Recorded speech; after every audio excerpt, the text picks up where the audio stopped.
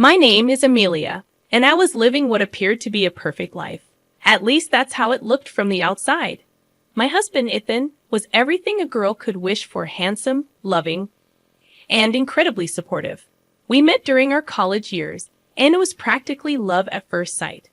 We both felt an instant connection that quickly transformed into a deeply meaningful relationship. Oh, come on, Amelia. Let's go to that art gallery I was telling you about. Trust me, you're going to love it, Ethan would often say, enthusiastically pulling me into new experiences. You and your art galleries. Fine, let's go, I'd laugh. I loved his passion for art and life itself. He had a way of making everything seem beautiful and worthwhile. Eventually, Ethan proposed, and we had a wedding that was nothing short of magical. The venue was a gorgeous estate with sprawling gardens lit by the golden glow of sunset, and then by twinkling stars. Our friends and family cheered, their joy palpable as we sealed our vows with a kiss. As long as we both shall live, Ethan murmured, his eyes locked onto mine as if he were memorizing my soul. And beyond, I whispered back. That moment felt like a beautiful bubble where only the two of us existed. For a while, I let myself believe that this was it, the happy ever after that every girl dreams of. However, even a picture-perfect life has its shadows, and mine had a name. Carol, Ethan's mother. Right from the start, I could sense her disapproval. It was as though her eyes had this natural ability to scan me like an error message, searching for flaws she could magnify. So, Amelia, what is it that your parents do? She'd ask, trying to sound polite during one of our first family gatherings. My father's a mechanic, and my mom's a nurse, I'd reply. A mechanic and a nurse. How charming, she'd say, her words weighed down by a thick veneer of disdain. It wasn't just a question of social status or background. It was as if she thought I was fundamentally unsuitable for her son. While Ethan saw me as his equal, a partner to navigate life's ups and downs, Carol saw me as something far less flattering. She would scrutinize my every move, every decision, as if trying to spot some fatal flaw that would make me unworthy of Ethan's love. Despite this, I held on to the belief that love would conquer all obstacles. I was happy and deeply in love with Ethan. We had built a life together, bought a beautiful home, and were making plans for the future.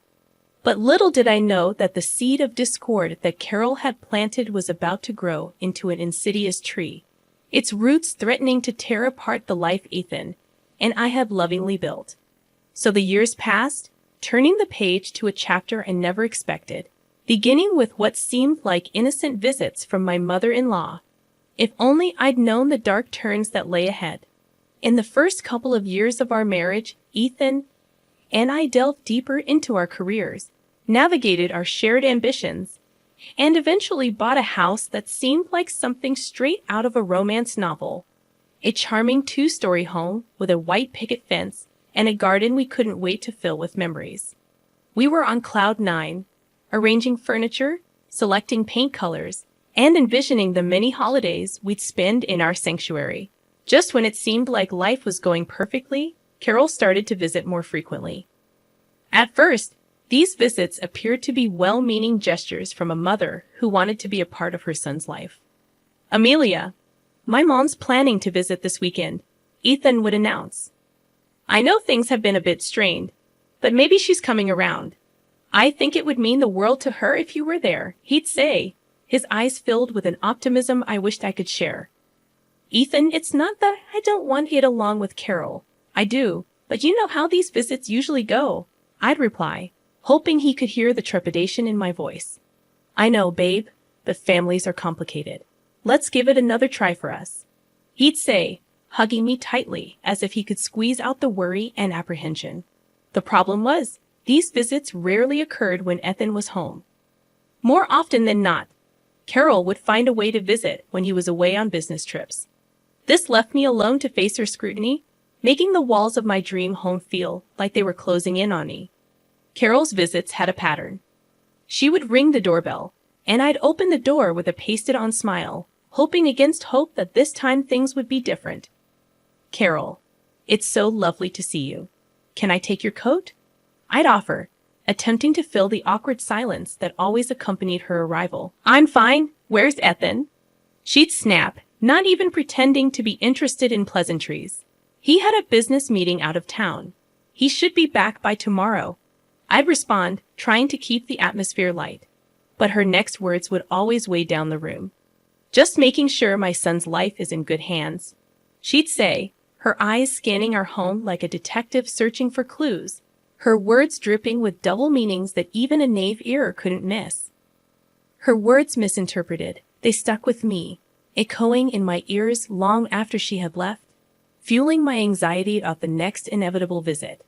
It got to the point where the sound of the doorbell would make my heart race as I braced myself for another round of passive-aggressive comments and thinly veiled insults. I couldn't shake the sense that Carol's visits were more like reconnaissance missions than attempts to connect. It felt like she was gathering information, building some sort of case against me, though for what, I couldn't say. But that unspoken tension bubbled beneath the surface, a dormant volcano that I knew could erupt at any moment. I just didn't know how or when until the day came that transformed those fears into a horrifying reality. Ethan had just left for a week-long business trip, and I found myself alone in our house. That solitude was a double-edged sword. On one side, I relished the quiet moments, the chance to focus on my own interests, read a book, or have a pampering self-care evening. But the flip side was the looming possibility of another visit from Carol. It felt like an impending storm, an unspoken threat that could materialize at any moment. When the doorbell rang on the third day after Ethan had left, my heart sank. There she was, Carol, standing on the doorstep with a smile that seemed as forced as my own. It was almost like she knew she had me cornered, like a cat relishing its captured prey. Carol. What a pleasant surprise. Would you like to come in? I greeted her with as much warmth as I could muster. Of course, Amelia. Where else would I be? She said, stepping inside and looking around as if she owned the place. I was just about to make some tea. Would you like a cup? I asked, trying to steer us towards something resembling normalcy. I didn't come for tea, she replied, her voice curt. Avoiding eye contact, her gaze drifting around our living room, inspecting the furniture, the walls, and even the family photos we had lovingly arranged. Ah, I'd see. Is there something specific you wanted to talk about? I pressed, my palms sweating, sensing the discomfort hanging in the air like a thick fog. Not particularly. I just felt like I should check in on my son's home while he's away. A mother worries, you know, she said. The implication was clear. She was here to assess, perhaps even judge, how well I was taking care of the life her son had built. It's kind of you to worry. But I assured you everything's fine here. I responded, my voice cracking despite my best efforts to sound confident. We'll see about that, she murmured almost to herself as she sat down on our sofa, making herself at home yet somehow making the home feel less like my own. The atmosphere was so thick with tension that it felt like wading through quicksand. Each second stretched into a minute, each minute into an agonizing eternity. I suggested we have dinner, offered to show her the new renovations we had made to the guest room, and even brought up the possibility of watching a movie together. But each suggestion was met with resistance, passive-aggressive comments, or cold silence. As the evening wore on, I could feel my own walls closing in on me mentally and emotionally. This was my home, the place where I should feel the safest and most comfortable. Yet Carol had turned it into a battlefield fraught with hostility and silent judgment. With a deep breath, I decided to steer the situation towards some resolution. Carol, since Ethan is away, why don't you stay the night? It's getting late, and I've already prepared the guest room. I suppose that would be sensible, she said, finally breaking her reticence. But as I moved to grab her overnight bag, I couldn't shake the sense of impending doom. I knew something was about to happen, something that would shatter the uneasy peace we had been balancing on. What I didn't know was just how devastating that something would be. Night had fallen, and the house was quieter than ever, as if it too sensed the impending turmoil.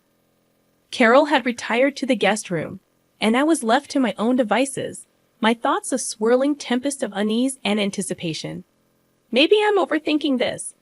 I muttered to myself as I headed up to the second floor to fetch some spare blankets for Carol. Ethan had always told me that I had a tendency to overanalyze situations. "You think too much," he'd say with a smile, pulling me into a hug. I wished he were here now to ease my fears and make me feel secure within these walls.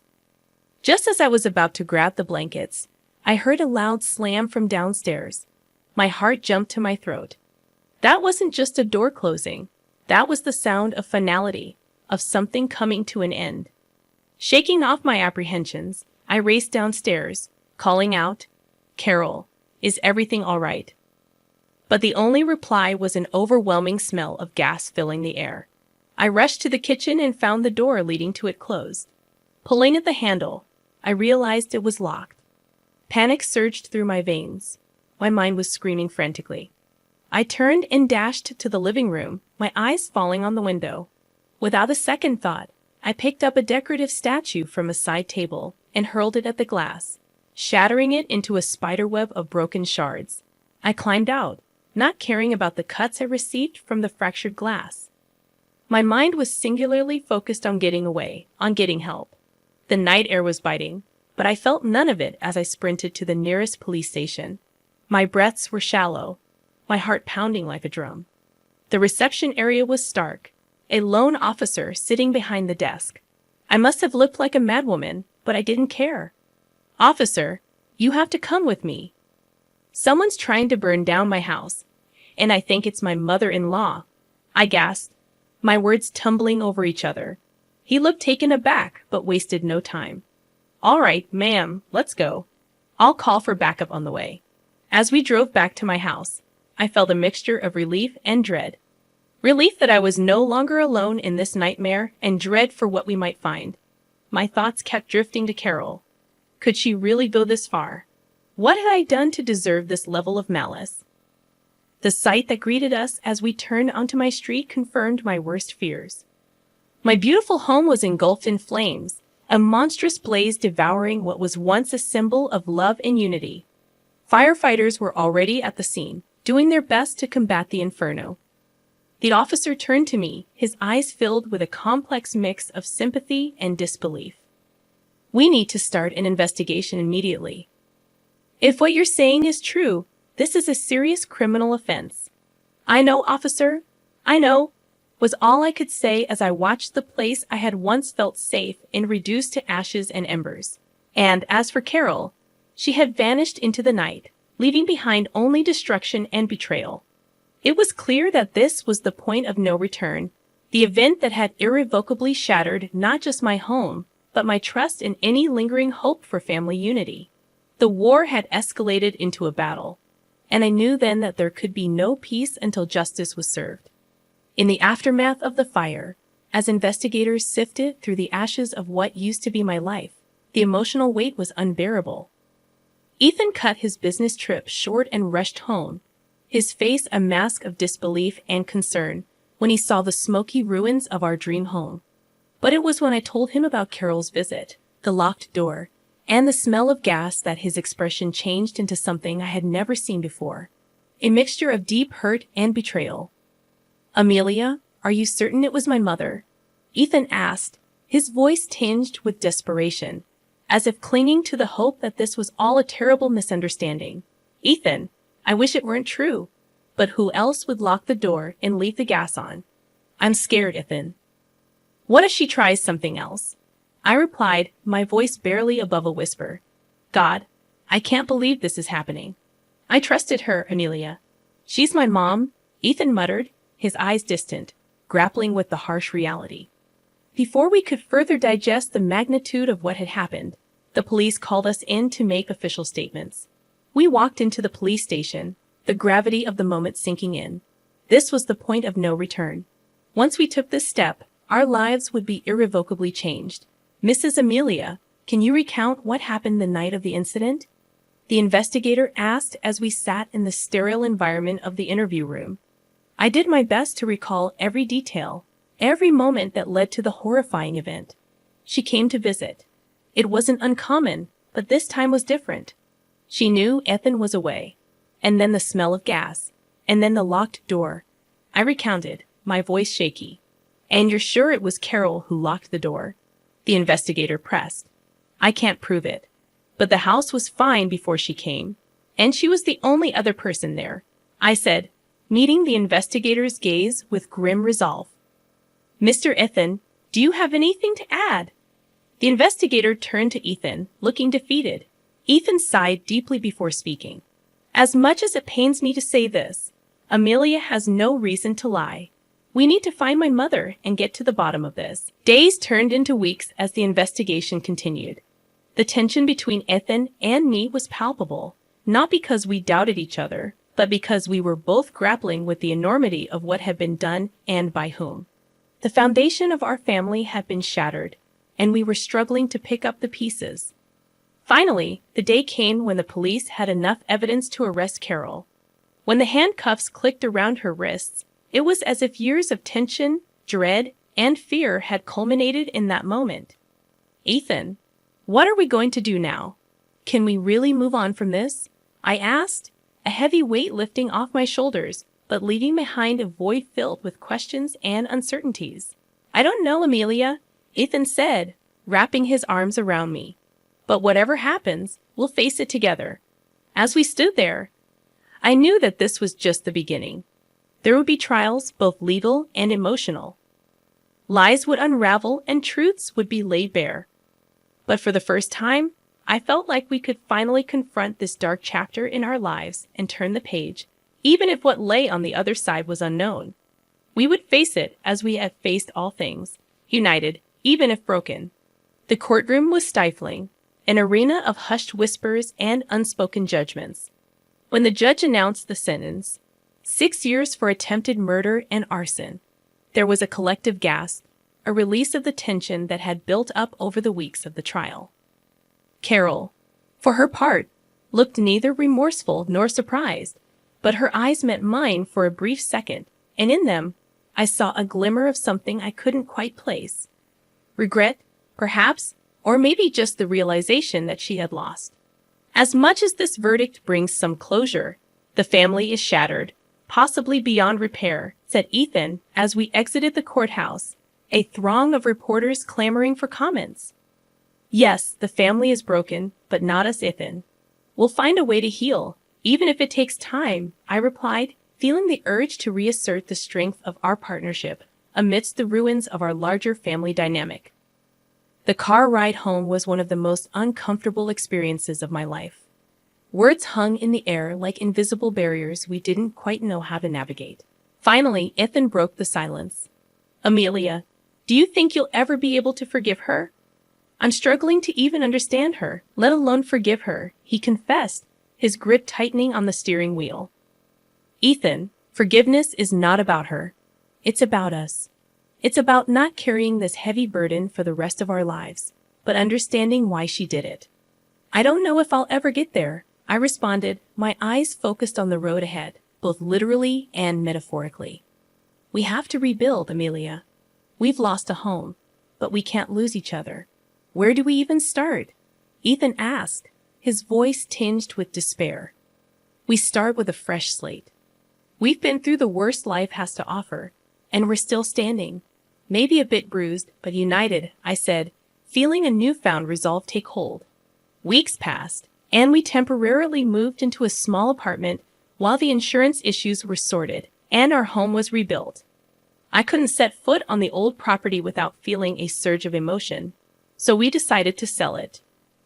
Too many memories, both good and bad, were entangled in those walls. It was time for a new beginning.